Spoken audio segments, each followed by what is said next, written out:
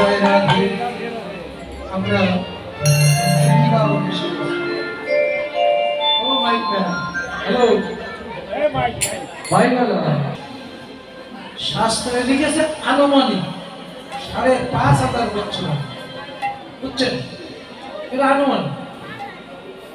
তাহলে ৫,৫০০ বছর আগে মায়ের কোলে বসে নদী খেয়েছি, কিন্তু ধর্মটা তো সনাতন।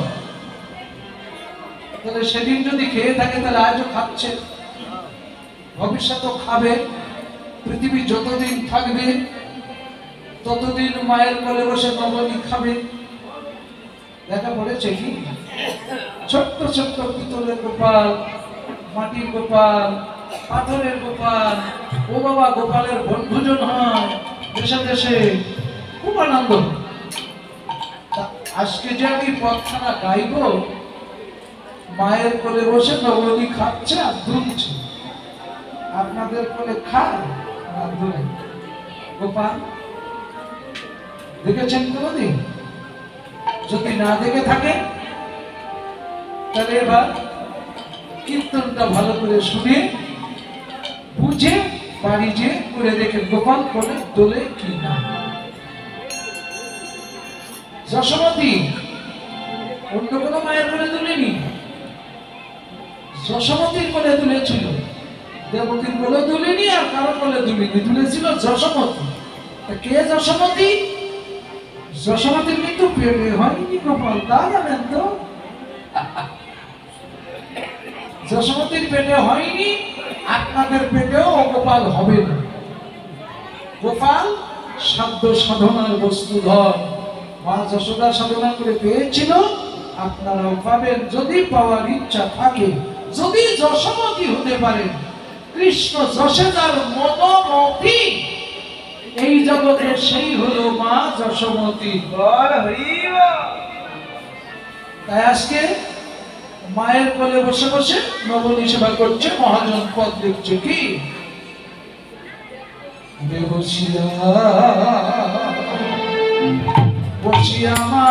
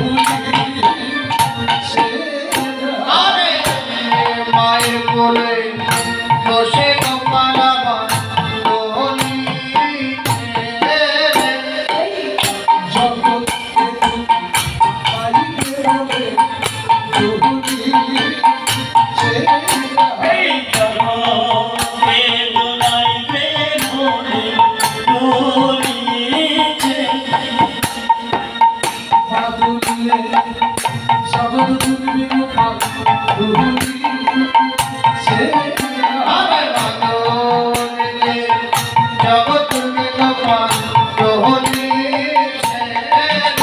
আমার বাদুলে শব্দ তুলবে গোপাল দুলুলি সে আরে বাদলে জগৎ তুলবে গোপাল দুলুলি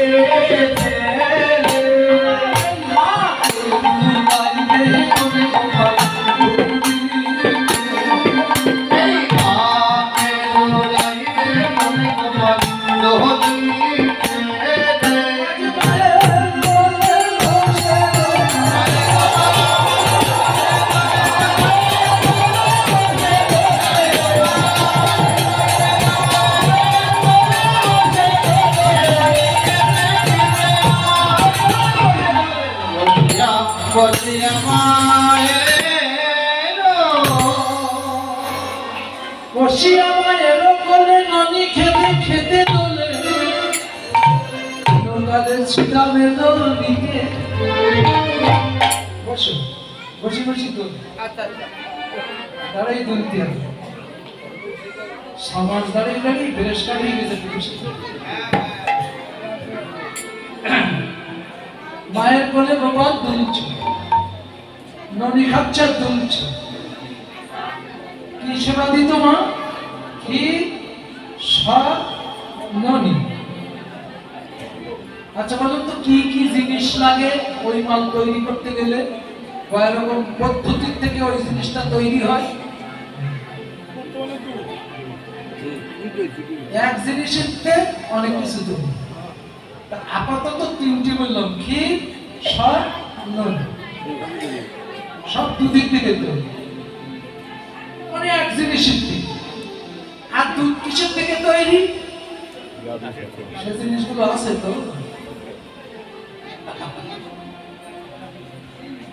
সব আছে কিন্তু মাল তৈরিও হয় না গোপালে সে খায় একটা বাহ্যিক জগতে গাভীর প্রাণের দুগ্ধ বাহির করে কৃষ্ণ নদী তৈরি করি আর ভজনের ফলে যেটা তৈরি হয় এখানে যে জিনিসটা গোপালকে আনন্দ পায় এবং মাকে দুলাতে থাকে আনন্দ দিতে থাকে মা আনন্দে দোলে কেন মা দুললে জগৎ দুলবে এই মা যদি দোলে জগৎ দুলবে যদি বলেন তাই কি হয় না বলে জগৎ প্রমাণ আপনাদের সামনে দাঁড়িয়ে মা দুর্গা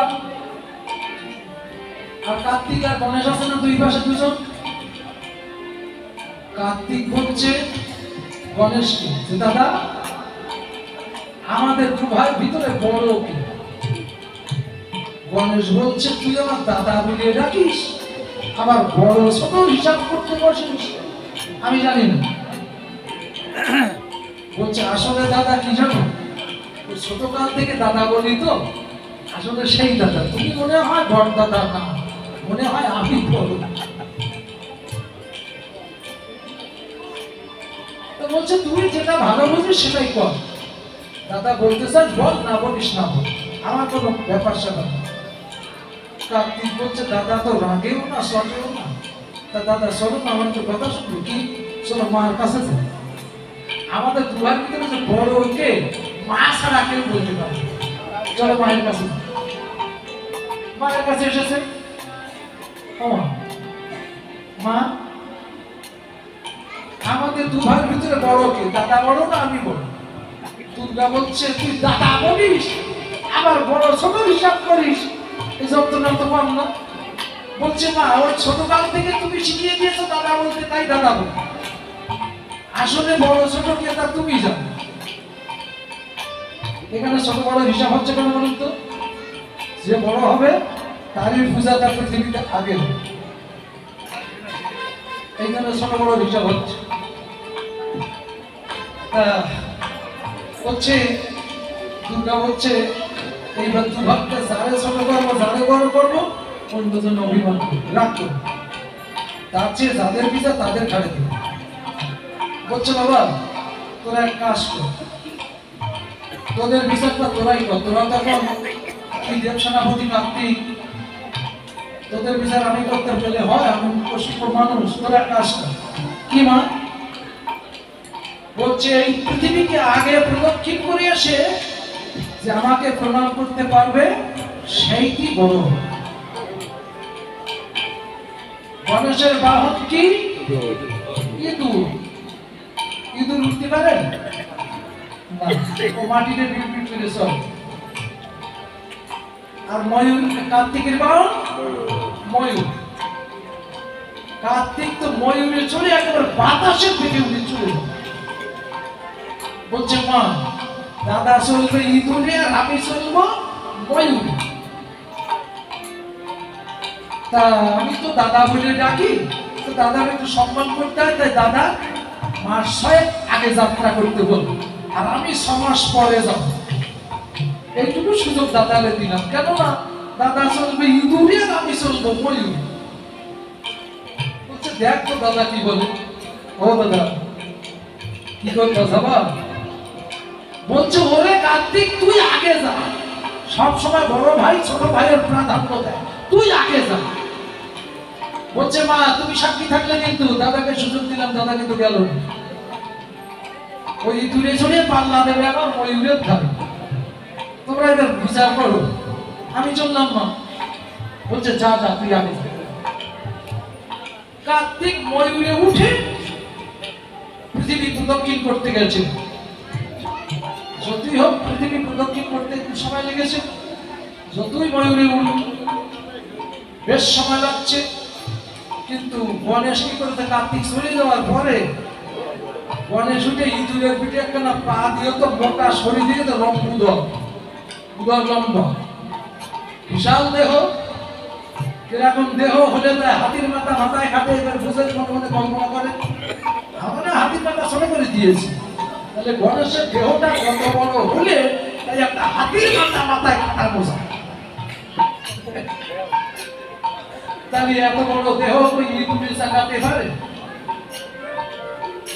ইঁদুরের পিঠে পা দিয়ে বলছে মাকে ঘুরিয়ে, মানে মাকে প্রদক্ষিণ করে।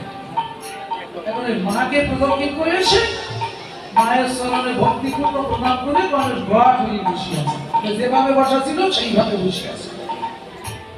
কার্তিকের বেশ সময় লেগেছে, এসে দেখে দাদা যেখানে যেভাবে বসা ছিল সেইভাবে সেইখানে বসে আছে। বলছে ওমা দাদা কি গিয়েছিল না সেইখানে বসে আছে? বলতে জিজ্ঞাসা করতো দাদার কাছে, ও দাদা তুমি কি গিয়েছিলে না সেইভাবে সেখানে বসে আছো? বলছে আমি কি তোর মতো পাগল? কেন কি পাগলামি করলাম? তোমার 6 মাস আগে যদি বললাম তাও গেলে না, পাগলামিটা কি করলাম? বলে সব তুই পৃথিবী প্রদক্ষিণ করতে গেছিস না, আমরা সবাই পৃথিবীর সৃষ্টির জীব না? বলছে হ্যাঁ। বলছে পৃথিবীটা কি দিয়ে তৈরি করা দেখেছিস? বলতো কি দিয়ে? এখানে বিজ্ঞান খাটা না যুক্তি খাটা না যাই খাটা, 5টা ধাতুর বেশি কেউ হিসাব করে পাবেন। কি কি? ক্ষিতি, আপ, তেজ, মারুত, বম। ক্ষিতি মানে মাটি, আপ শব্দে জল, আর মারুত শব্দে হাওয়া, তেজ শব্দে তাপ, আর বম শব্দে শূন্য। এর বেশি আর কিছু আছে বলুন? আচ্ছা ঠিক ওই 5টা ধাতু দিয়ে প্রত্যেকটা মানব দেহ গঠিত। আমার মার ভিতরে কি কোনো অংশ কম আছে? হে কার্তিক, তাহলে তুই পৃথিবী প্রদক্ষিণ করে যা পেলি, আমি মাকে প্রদক্ষিণ করে প্রণাম করে বসে আছি, মার কাছে ছুটি দেন। তাই নাকি? মা বলছে হ্যাঁ, তো দাদা তো আমাকে ঘুরিয়ে আবার সেই প্রণাম করে সেই থেকে বসে আছে। কার্তিক তখন হিসাব নিকাশ করে দেখে তখন বলছে সত্যি তুমি বর্ত,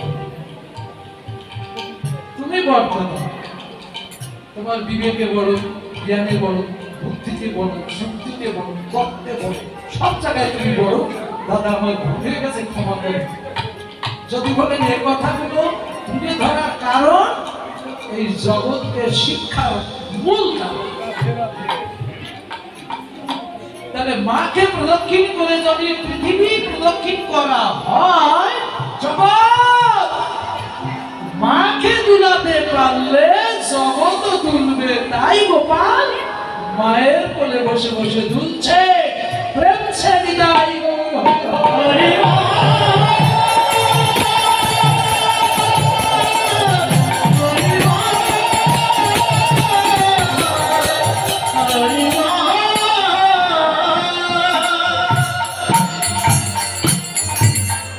হরি মায়ের কোলে বসে দুলছে, জগৎকে দুলাবে। তোমরা যদি যশোমতী হও, গোপাল তোমাদের কোলে দুলবে দুলবে দুলবে। যদি না বলে আমার কাছ থেকে বুঝে নিও যে আমি যশোমতী হলাম, গোপাল তো এসে দুললো না। তুমি যশোমতী হও, গোপালের পিছিয়ে বেড়াতে হবে না। যশোমতীর মতো একটা মায়ের কোল চাচ্ছে, শুধু কোল পেলেই বসে দুলবে। না দুললে তখনই আমার কাছে প্রশ্ন করবে। হনুমান নয় বর্তমান। তাই বসিয়া মায়ের কোলে মনে খেতে খেতে দোলে। শুধু মার কোলে যা কীর্তন আছে না রে মা, শুধু মার কোলে কীর্তন যদি গায় বেলা 5টা বেজে যাবে, তাও মার কোল ছাড়া করতে পারবে। তো অত কীর্তন গাইতে গেলে কিন্তু মাতে করবে না। তো আমার তো মা বাবাই আর ঘন্টা খানি সময় আছে, 1 ঘন্টা 15 মিনিট সময় আছে, তার মধ্যে মার কোল থেকে বনে পাঠাতেই হবে, তাই না? আবার 3 কথায় পারি, আবার 7 ঘন্টা লেগেও পারবে। সবরকম প্ল্যান আমাদের জানতে হয়। যদি সবরকম বলি, যার জীবনেও শুনি, তাও যদি বলি সময় ফুরাবো, মানে ফুরাবো। তা মার কোলে বসে দুলছে, সীতাম এসেছে। সীতাম, সুদাম, বসুদাম, মধুমঙ্গল প্রমুখ রাখালগণ ওরা ওই গেটে দাঁড়িয়ে যাচ্ছে, পদবর্তা পথ লিখে যাচ্ছে। কি ওরে সীতাম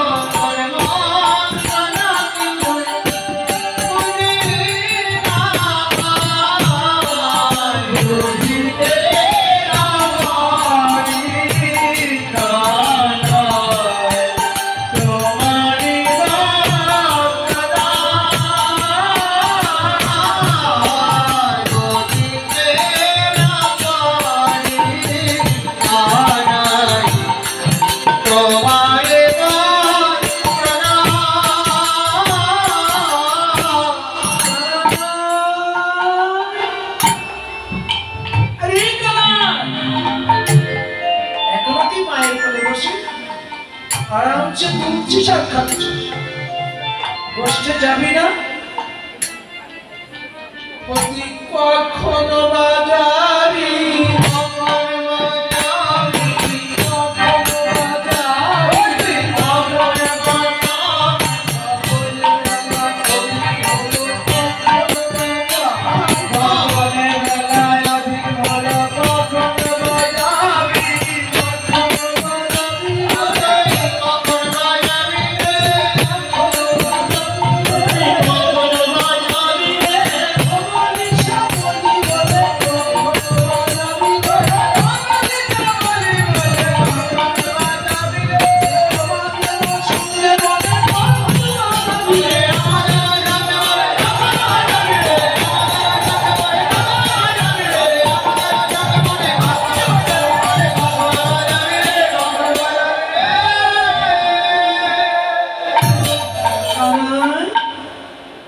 কখন যাবি আর কখন বাজাবি কখন বাজাবি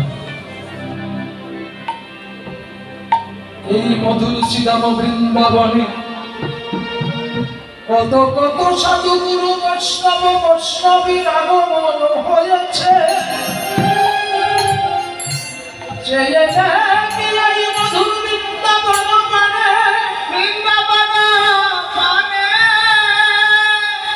ও মেয়েরা বাবাজি না এটা কিন্তু বৃন্দাবন আপনি মানলে না মানলে আমার ইচ্ছা আসে যায় নারদীয় পুরাণ বলেছে পুরাণে বলছে নারদ বলছে কৃষ্ণ তুমি কোথায় থাকো তোমার পাওয়া যাবে খুব তাড়াতাড়ি কোন জায়গায় গেলে বলো তো কৃষ্ণ বলছেন স্থান বৈকুণ্ঠে যোগিনা হৃদয় মোচম মদ ভক্তা যত্র গায়ন তত্র তিষ্ঠামি বিনায়। হে নারদ আমি বৈকুণ্ঠে থাকি না আমি কোন যোগীর হৃদয় মাঝেও থাকি না যেখানে আমার মদ ভক্তা করে আমারই গুণ কীর্তন সেইখানে হয় আমার আগমন। শ্রীমদ্ ভাগবত কি বলছে 18 পুরাণের অমল পুরাণ শ্রীমদ্ ভাগবত মানে বলছে বৃন্দাবন পাদমে গঙ্গ আমি এক পদ বৃন্দাবন ছাড়া কখনো থাকি না। যান বৃন্দাবন অনেক টাকা পয়সা তো ভগবান দিয়েছে কিছু খরচ করে যান ভগবান পান কি একটু দেখা করে আসো কিংবা সাথে করে নিয়ে আসো আমরা একটু দেখি কোথায় যেখানে সাধুগুরু বৈষ্ণবের আগমন সেখানে থাকে না আনমন সেইখানে হয় এক মন যেখানে হয় এক মন সেখানেই গোবিন্দের আগমন আর যেখানে গোবিন্দ থাকে সেটাই মধুর শ্রীধাম বৃন্দাবন। এই সাধুগুরু বৈষ্ণবের আগমনে এটাই বৃন্দাবন। তাহলে এখানে অনেক ভক্ত আছে সেই ভক্তের হৃদয় মাঝে আমার ভগবান আছে তাহলে ভগবান যদি ভক্ত যদি এখানে থাকে তাহলে নিশ্চয়ই ভগবান আছে আর ভগবান যদি থাকে তাহলে এটাই বৃন্দাবন। আপনি ঠেলিয়ে আমার ফেলে দিতে পারবেন না। শাস্ত্র তত্ত্ব যুক্তি বাস্তব তাই এই বৃন্দাবনই এখনো তুই এই বৃন্দাবনে চেয়ে দেখ না কত কত সাধুগুরু বৈষ্ণবরা এসেছে এখানে বৈষ্ণবদের ভিতরে কিন্তু একরকম না এখানে এখানে দেখ কত কত ভক্ত এসেছে এখানে কেউ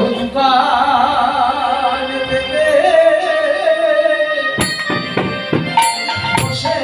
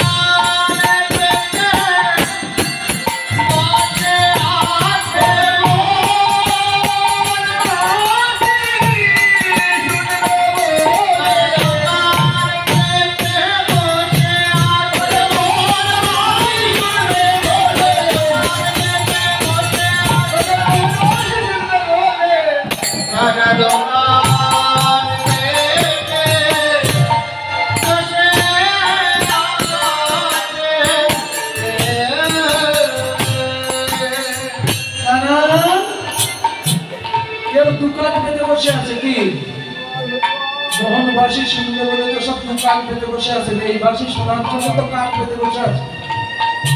প্রত্যেকে তো দুটো করে কান দোকান পেতে বসে আছে।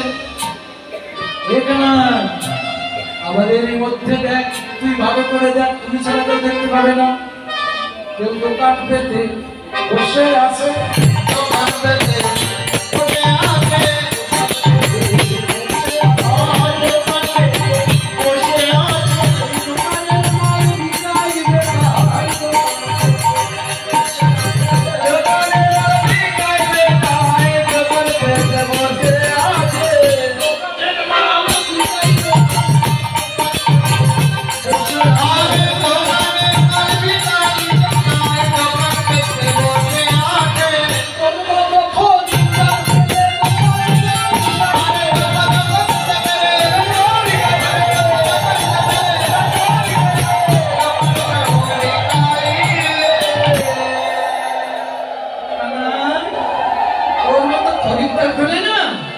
এখানে যারা দোকানদার দোকান পেতে বসে আছে, ও দোকানদার,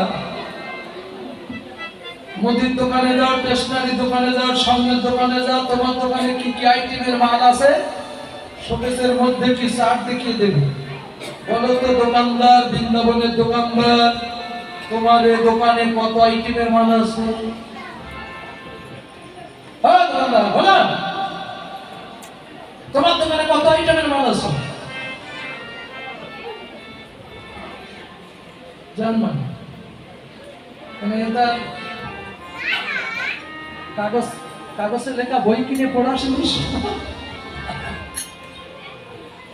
এই দোকানের হিসাব তো কেউ রাখোই, দোকান তো পাতিয়ে বসে আছো। তাই বলছে মহাজন, যে এদের দোকানে যে কত আইটেমের মাল আছে এই দোকানদারেরাই জানে। দেখা নাই রে, যেদিন তোর মতো খরিদ্দার পাবে এই সব দোকানদারেরা এদের দোকানে যত মাল আছে সব বিকায়ে দিবে।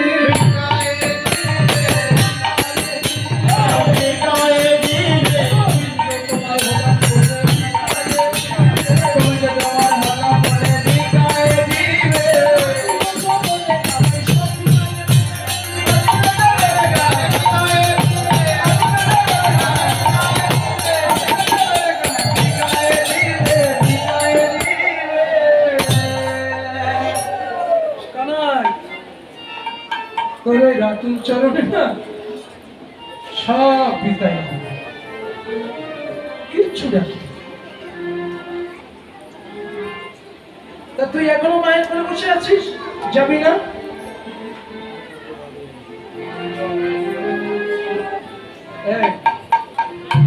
আমার দেখে কি মনে হচ্ছে আমি যাব না?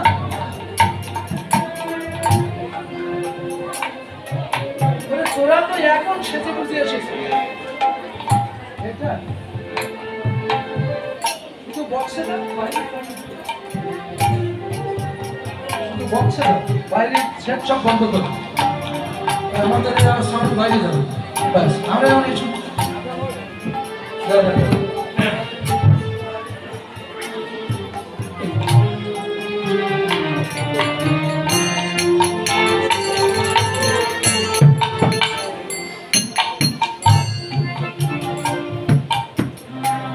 আসতে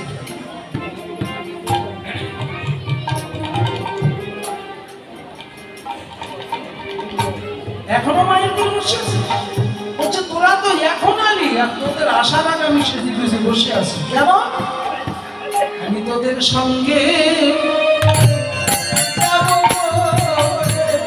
তোদের সঙ্গে যাব বলে ওরা বলেছি, চূড়া বেঁধেছি, শুধু তোদের সঙ্গে যাব বলে।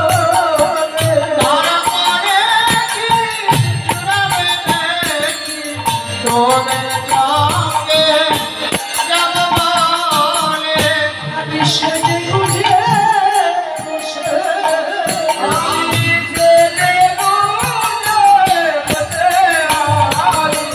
আমি সেজে গুজে বসে আমি জেলে গুজে বসে আছি। আমি তোদের সঙ্গে যাব বলে সেজে গুজে বসে আছি। আমি তোদের সঙ্গে যাব বলে জেলে গুজে বসে আছি।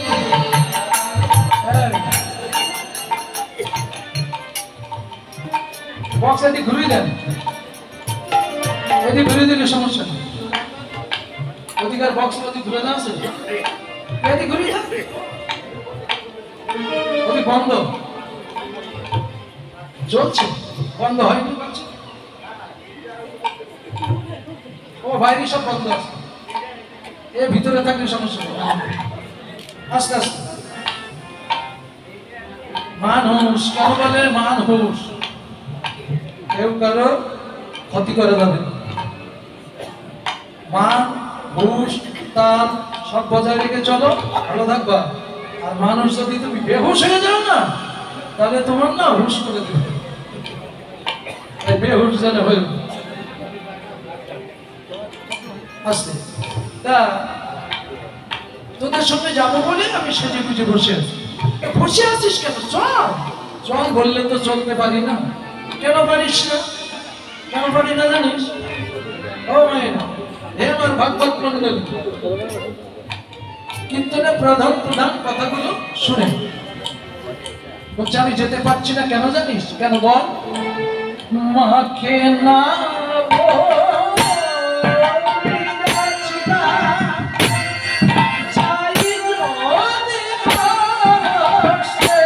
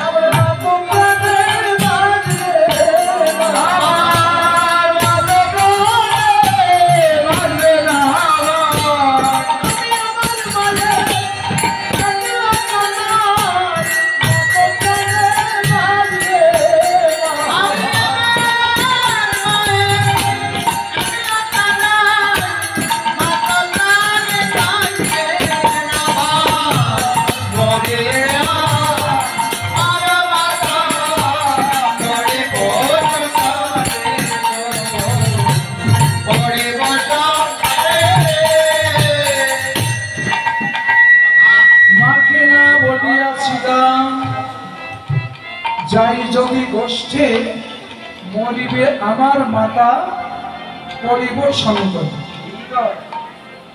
এ জগতে যার মানে তার কেউ নেই ঠিক আছে মার মতো ভালোবাসা পৃথিবীতে কেউ দিতে পারে না বন্ধু বান্ধবী যদি কেউ থাকে সে একমাত্র মা যার কীর্তন শুনতে এসেছেন মাকে প্রাধান্য দিচ্ছে, গৌরাঙ্গ মহাপ্রভু মাকে প্রাধান্য দিয়েছে, শ্রীকৃষ্ণ মাকে প্রাধান্য দিচ্ছে। এই দুজনকে নিয়ে আমাদের কীর্তন, এই দুইজনাই মাকে প্রাধান্য দিচ্ছে। কারণটা কি? কারণটা হলো বাবা তো আনন্দেতে মাতিয়া সাগরে দেয় ফেলিয়া, আর মা যত্ন করে কুড়িয়ে ধরে রাখে 10 মাস 10 দিন। ওখানে ঘটপত্রে চিব্বরূপে ভেসেছিল। তারপর ওখানে মায়ের রস রক্ত সমস্ত সবকিছু খেয়ে আস্তে আস্তে এরকম একটা দেহ পেল। তারপর মায়ের রস রক্ত খেয়ে পুষ্ট হলো। এইবার মা যখন প্রসাব করছে, প্রসাব বেদনা, কত মা ছটফট করে হসপিটাল ক্লিনিকে বাড়িতে মারা যাচ্ছে, কত মা সিজার করছে, অপারেশন করছে, দেখা যাচ্ছে সেলাই দেওয়ার সময় নেই, বাচ্চা বেঁচে আছে, মা নেই। এরকম হাজার হাজার লাখে লাখে মা মারা যাচ্ছে একটা সন্তানকে পৃথিবীর মুখ দেখাবার জন্য। এখানে মায়ের অবদান যত আছে, এত অবদান আর কারণ। তাই যারা মাকে ভালোবাসে না, মাকে ভক্তি করে না, মাকে শ্রদ্ধা করে না, তারা কিন্তু এই জগতে কোনো ভজন সাধন যা কিছু করুক না কেন সব নিষ্ফল, কোনো তাতে ফল পাবে না। মাতৃভক্তি ভগবান নিজে দেখাচ্ছে। কি বলছে? যে মাকে না বলিয়া ছিলাম যাই যদি গোষ্ঠে, মরিবে আমার মাতা পরিবেশন করে। কেন জানিস? সব আমি মাকে না বলে গেলে মা মারা যাবে, তার একটা কারণ আছে। ভাণ্ড নিয়ে মা গাভী দহন করছে। এখন যে গাভী প্রত্যেক দিন 2 কিলো করে দুধ দেয়, বুঝলি, সে গাভী না আজকে 5 কিলো দুধ ধড়ার করে ফেলে দিয়েছে। কেন? গাভী জানে যে আজ আমার দুগ্ধ নিয়ে গোবিন্দ সেবায় লাগবে। পশুর ভিতরে কৃষ্ণ প্রেম, পশুতে কৃষ্ণ ভজন, কিন্তু আমাদের মধ্যে কিছু কিছু পশু আছে, এরা কৃষ্ণ ভজল না, এ বড় মর্মান্তিক বেদনা। তাহলে পশুর চেয়ে অধম নয়। যাক, এইবার